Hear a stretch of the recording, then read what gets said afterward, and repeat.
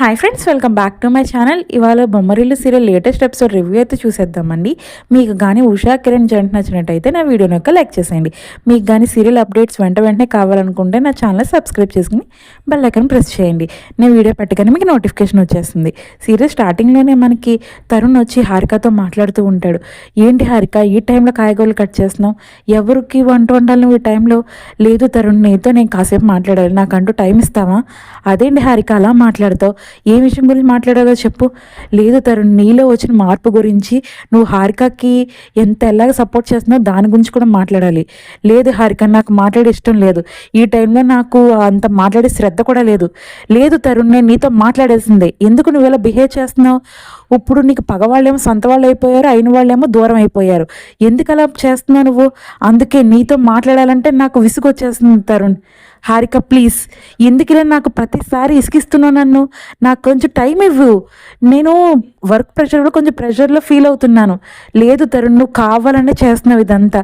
ఉషా విషయంలోనే అలాగే చేసావు. ఇప్పుడు మన బిడ్డ బతుకున్నాడన్నా కూడా నువ్వు ఇంకా పట్టించుకోవట్లేదు. ఎందుకు ఇలా చేస్తున్నావు? మన బాబు బతుకున్నాడని చెప్తూనే ఉన్నాను, నువ్వేమో చనిపోయాడు ఎక్కడో ఎవరి విషయంలో పట్టించుకుంటున్నావు తప్ప మన విషయాలు పట్టించుకుంటున్నావు అసలు. హారిక ప్లీజ్, కొన్ని విషయాల గురించి నువ్వు ఎంత మర్చిపోతే అంతే మంచిది హారిక. కొన్ని విషయాలు తెలుసుకోపోవడం కూడా నీకు ఎంతో మంచిది. ఏంటి తరుణ్, ఏం మాట్లాడుతున్నావు? ఏ నిజం నువ్వు నా దగ్గర దాస్తున్నావు? నిజం చెప్తావా చెప్పవా ఈరోజు? హారిక ప్లీజ్, నాకు కొంచెం మైండ్ ప్రశాంతత కావాలని ఇక్కడి నుంచి వెళ్ళిపోతున్నాను. హలో తరుణ్, నేను నీతోనే మాట్లాడుతున్నాను. నువ్వు ఇప్పుడు దాస్తున్న విషయం నాకు చెప్తావా చెప్పవా? లేదు హారిక, నేను చెప్పను. ఇదిగో తరుణ్, చూస్తావు కదా, ఈ కాయగూరలు కత్తితో నన్ను కోసేసుకోమంటావా? ఏ హారిక, ఏంటి, ఏం చేస్తున్నావు? నిజం చెప్తావా చెప్పవా తరుణ్ నువ్వు? ప్లీజ్ హారిక, నిజం చెప్తాను, ప్లీజ్ వదిలేసి ఆ కత్తి కింద పాడేసి. లేదు తరుణ్, నువ్వు నిజం చెప్పకపోతే నేను ఈ కత్తితో నా గొంతు కోసేసుకుంటాను. నువ్వు రోజు ఆ మేఘన చేసే సపోర్ట్ నేను చూడలేకపోతున్నాను. అసలు ఏనాడే నువ్వు మేఘనాకు సపోర్ట్ చేసావా? ఉన్నట్టు సపోర్ట్ చేస్తున్నావు, నాకు ఎందుకు అనుమానం రాదు? సరే హారిక, నీకు నేను నిజం చెప్తాను. నువ్వు నిజం విన్నా కూడా నువ్వు ఇలాగే నాతో మాట్లాడాలి, అర్థమైంది కదా? చెప్పు తరుణ్, నువ్వు చెప్పిన దాన్ని బట్టి నా నిర్ణయం ఆధారపడి ఉంటుంది. అదే హారిక, మన బిడ్డ బతికే ఉన్నాడు. ఏంటి తరుణ్ నువ్వు మాట్లాడేది? మన బిడ్డ ఎవరో కాదు హారిక, మురారియే. సునంద ప్రభు దగ్గర పెరుగుతున్న బిడ్డ మన మురారియే. ఏంటి తరుణ్ నువ్వు మాట్లాడేది? అవును హారిక, ఈ మురారి మన బిడ్డే. ఆ విషయం నీకు ఎలా చెప్పాలి? నీకు సాక్ష్యాలు ఉంటేనే కదా మనం నిరూపించగలం. ఆ సాక్ష్యాలు తెలుసుకున్నాకే నీకు అంత నిజం చెప్దామని నిజం దాచిపెట్టాను, అంతే తప్ప నీ దగ్గర ఏం దాయలేదు. నేను నిజం చెప్తున్నాను హారిక. ఒకవేళ నువ్వు మన బిడ్డని తెలిస్తే ఊరుకుంటావా? ప్రభు వాళ్ళ దగ్గరికి వెళ్ళి గొడవ పడతావు. వాళ్ళ దగ్గర మనం ప్రూవ్ చేయాలని మన దగ్గర సాక్ష్యం ఉండాలి కదా. ఆ సాక్ష్యం గురించి నేను వెతుకుతున్నాను. కానీ ఈ లోపల ఏం జరిగింది? ఆ మేఘన నిజం అంతా తెలిసేసుకుంది. ఆ డాక్టర్ అమ్మాదేవి దగ్గరికి వెళ్ళి నీకు డెలివరీ అయ్యాక బిడ్డ చనిపోలేదు, బతికే ఉన్నాడని ఆవిడ చెప్పేసింది తనకి. తన ద్వారా నేను అన్ని విషయాలు తెలుసుకున్నాను అని నన్ను బ్లాక్మెయిల్ చేస్తుంది హారిక. నిజంగా నేను చెప్తున్నది నిజం. ఆ బ్లాక్మెయిల్లో నీకు నిజం చెప్పేస్తే నువ్వు చనిపోతావని కూడా నాకు బ్లాక్మెయిల్ చేస్తుంది. ఇంకా అంతకని నేను ఏం చెయ్యను చెప్పు? ఏంటి తరుణ్ నువ్వు అంటుంది? ఆ సునంద ప్రభు దగ్గర ఉన్నది మన బిడ్డ, మురారి నేను కన్న బిడ్డ. అందువల్లే తరుణ్ తను చూసినప్పుడు నాకు అదో రకమైన ప్రేమ వస్తుంది, నా పేగు బంధం. అందువల్లే నేను ఎలా ఫీల్ అవుతున్నాను. పద తరుణ్, మనం వెళ్ళి మన బిడ్డను తెచ్చేసుకుందాం. ఇంకా నాకు అస్సలు నేను ఉండలేను తరుణ్, ప్లీజ్ తరుణ్ పద. హారిక ప్లీజ్ హారిక. లేదు తరుణ్, నడు వెళ్ళి తెచ్చేసుకుందాం మన బిడ్డని.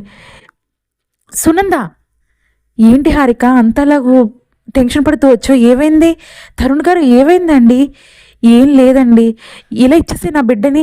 ఏ హారిక, ఇదేంటి నా చేతిలో చాలా లాగేసుకుంటున్నావు? ఏంటి నా బిడ్డని? పోన్లే, నీవు ఏదో ఫీల్ అవుతున్నావు కదా, నా బిడ్డని ఎత్తుకోవడానికి పోన్లే ముద్దు చేయడానికి ఇస్తే ఇప్పుడు నా బిడ్డని లాగేసుకుంటావేంటి? ఏంటి సునంద, నీ బిడ్డని నేను పోన్లే పాపమని నాకు ఇచ్చావా? ఏంటి నువ్వు మాట్లాడేది? కావాలంటే నీ భర్తను అడుగు, వెనకాల నుంచునే ఉన్నాడు కదా. ఏంటి హారిక నువ్వు మాట్లాడేది? ఏంటి నా భర్తను అడగాల్సిందండి? కావాలంటే ఆయన మొహం చూస్తే నీకే అర్థమవుద్ది ఆయన తప్పు చేశాడని.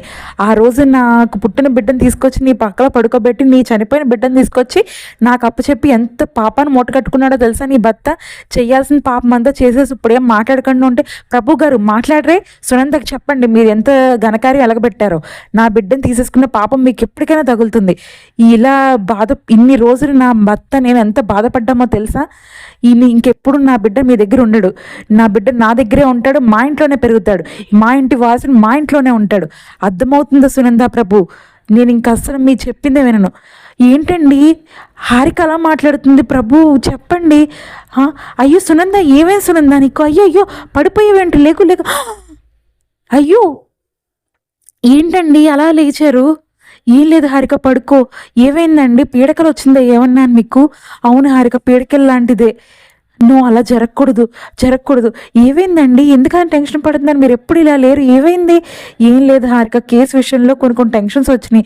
అది కొంచెం పీడకల్లా వచ్చి అలా జరగకూడదు అనుకుని జరిగాను, అంతే తప్ప ఇంకేం లేదు. ఏం లేదండి, ఈ మధ్యన మీ మధ్యన మీలో వచ్చిన మార్పు చూస్తుంటే నాకు ఎందుకు భయంగా ఉంది తరుణ్.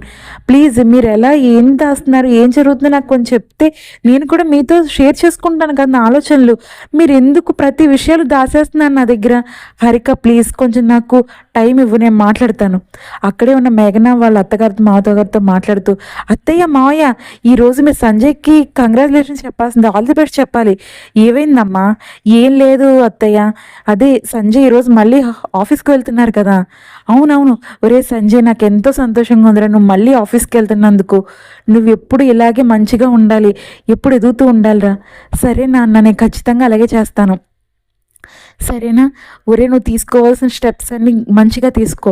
కంపెనీని మన చేతుల్లోకి మళ్ళీ వచ్చింది కాబట్టి ఎంప్లాయీస్ రోడ్డు మీద పడిపోకుండా వాళ్ళకి ఎలాంటి ఇబ్బందులు లేకుండా నువ్వే చూసుకోవాలిరా సంజయ్. సరేనమ్మా, నేను అన్నీ చూసుకుంటాను కదా, మీరు మీ ఫీల్ అవ్వకండి, నేను అన్నీ చూసుకుంటాను. నాకు తెలుసురా సంజయ్, నువ్వు అన్నీ కరెక్ట్గా చూసుకుంటావని.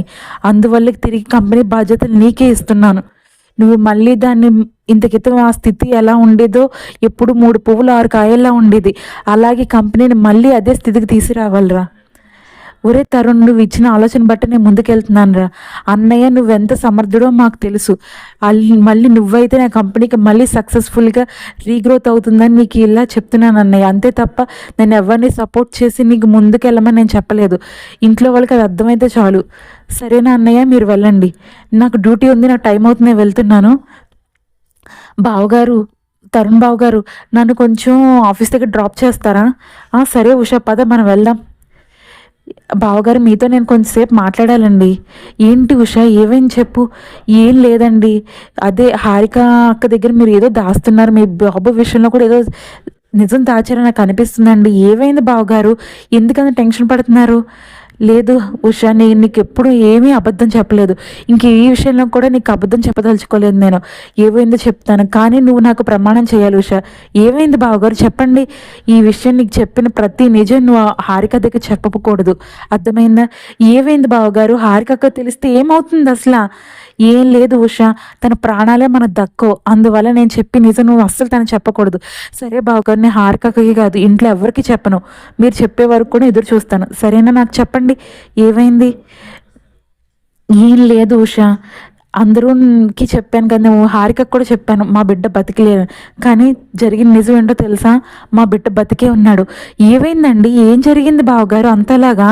బిడ్డ బతికే ఉంటే మరి హారికకి కింద చెప్పట్లేదు మీరు? చెప్పలేని పరిస్థితిలో ఉన్నాను ఉషా నేను. ఆ రోజు బ్రహ్మాదేవ్ గారి దగ్గరికి వెళ్ళి అడిగితే ఆ రోజు 3 పిల్లలు పుట్టారన్నారు బాబులు. ఆ 3 పేరెంట్స్ యొక్క డీటెయిల్స్ ఇచ్చారు నాకు. ఆ 2 బాబులు మా బాబే కాదు, 3వ బాబు ఆ సునంద ప్రభు బిడ్డ. ప్రభువుని చాలా గట్టిగా అడిగితే చెప్పాడు, ఆ రోజు పుట్టిన బిడ్డని నా హారిక దగ్గర నుంచి వాళ్ళు చనిపోయిన బిడ్డని తీసుకొచ్చి హారిక పక్కన పడుకోబెట్టాడంట. మురారియే ఇప్పుడు మా కొడుకు ఉషా. అవునా? ఈ విషయం మరి హారికకి ఎందుకు చెప్పట్లేదండి? అసలు నా దగ్గర ప్రూఫ్స్ ఉంటేనే కదా ఉషా నేను ప్రూవ్ చేయగలను. ప్రూఫ్స్ లేకుండా నేను ఎలా చెప్పగలను హారికకి? ఒకవేళ హారిక నిజం తెలిస్తే ఊరుకుంటుందా? ఆ సునంద దగ్గరికి వెళ్ళి బాబుని తీసుకొచ్చేస్తుంది.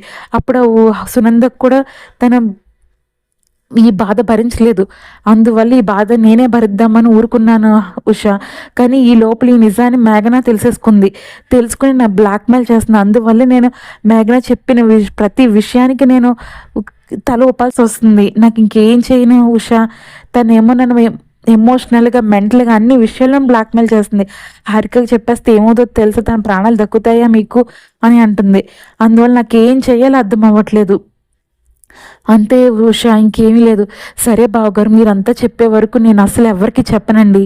సరేనా? అక్కడితో ఎపిసోడ్ అయితే పూర్తయిందండి. నా ఎక్స్ప్లెనేషన్ కానీ మీకు నచ్చినట్టయితే ప్లీజ్ లైక్ చేయండి, షేర్ చేయండి, కామెంట్ చేయండి. ఫస్ట్ టైం కానీ ఛానల్ చూసినట్టయితే సబ్స్క్రైబ్ చేసుకుని బెల్ ఐకాన్ ప్రెస్ చేయండి.